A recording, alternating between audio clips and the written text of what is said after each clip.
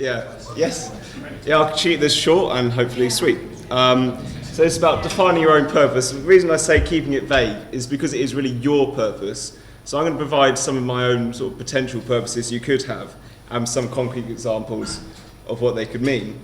But like I am trying to say that a lot of people would think that if you don't believe in God, then you can't have a purpose. I'm trying to say you can. It's up to you to define your own.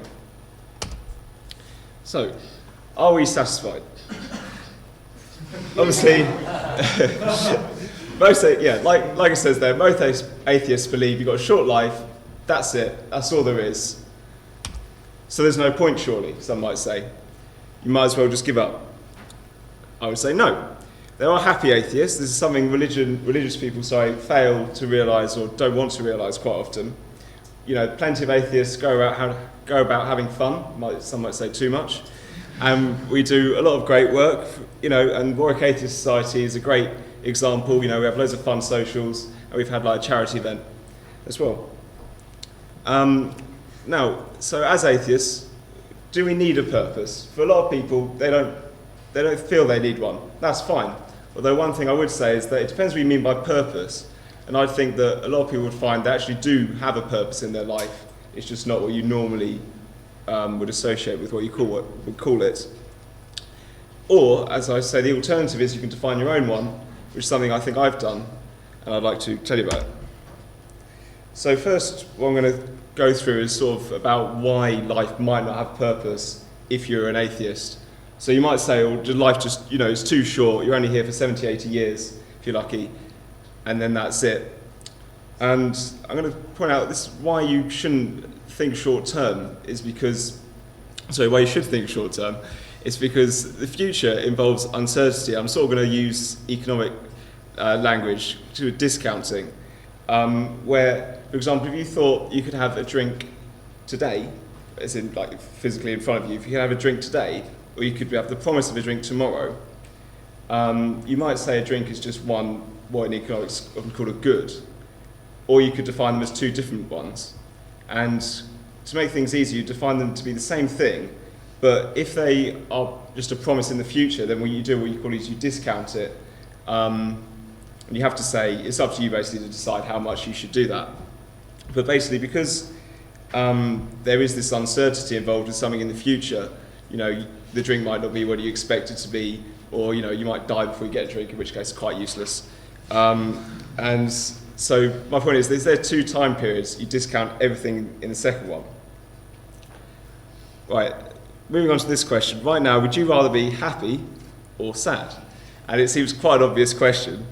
And my point is, like another question of is it worth it is something you tend to only think about, I think, when you're sad, and you get quite irrational, and you feel like there's no point to life. Whereas when you're happy, you realise you just know that there is actually a point to life. Forgetting about what might or might not come afterwards. So going back to the idea of having two time periods, if you have your current life versus your afterlife, if we look at current life, we know a lot about it. You know, you can use scientific methods to make predictions and come up with a way to live our life.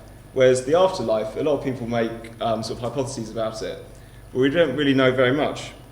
And because of this uncertainty, I think you have to be very careful with anything you think about with an afterlife, any potential promises that are made.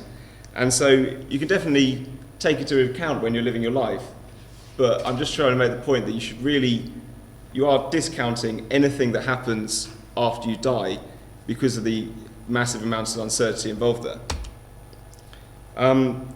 This is something also a lot of people sort of say is just that there just must be more to life, hence going towards belief in God. I think this is a very natural thing to believe, but it is very much irrational, like humans generally. And I'd say there's nothing that just must be true. You've got to figure it out for yourself. In terms of the idea there must be more, I'd really ask if does it make you happy? And if it does, then what I would then say is that all that important? In my opinion, it's not, because what you do affects others, so you shouldn't just be thinking about what makes you happy. Right, moving on to what kind of purpose you could have as an atheist. Be happy, basically, because, and in terms of happy, how you want, however you feel happy is fine. For many, this is enough as a purpose in life.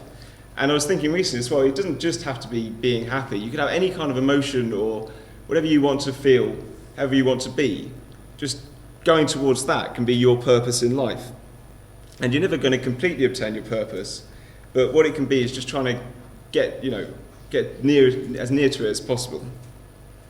Another purpose you could have for yourself is just achieving greatness. This could mean to you is anything. It could mean trying to build the best treehouse ever, or it could mean trying to become Warwick Atheist president. Whatever you think you mean by greatness, then that could be your purpose in life.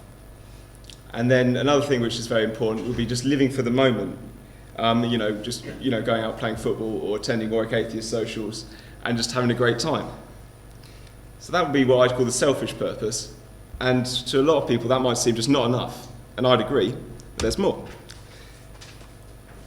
So what, in some sense, you might call your duty could be to make others happy.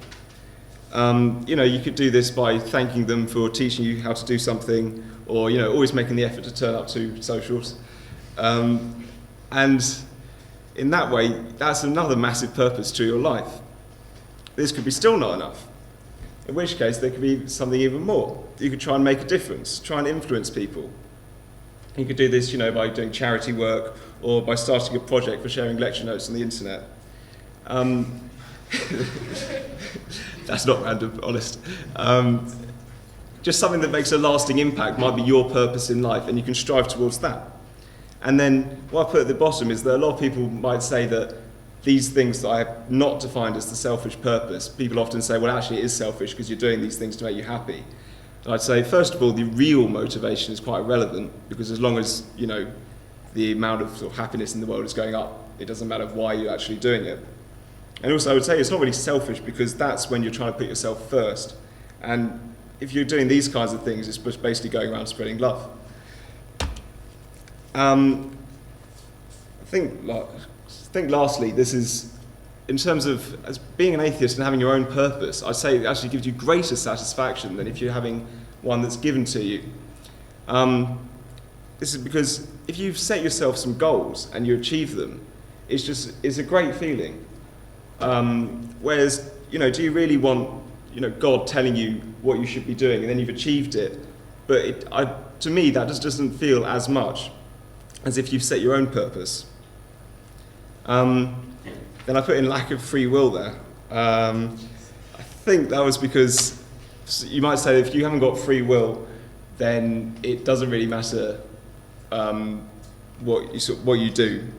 I forgot to make my notes on this, so I think what I was trying to say there was, if you haven't got free will, there is still the fact that we are conscious, and so whether it is technically us, doing what we want to do, it doesn't really matter. And like I was saying there, there's these inevitable feelings, even if they are potentially irrational, of guilt, and so it makes sense to try and minimise them and have that as your purpose. So in conclusion, 2 simple questions. What's my purpose? Obviously you should do the same as me. And is there God? No. Can you satisfy? And then at the end, can you satisfied? Yes. And that's the end. Thanks.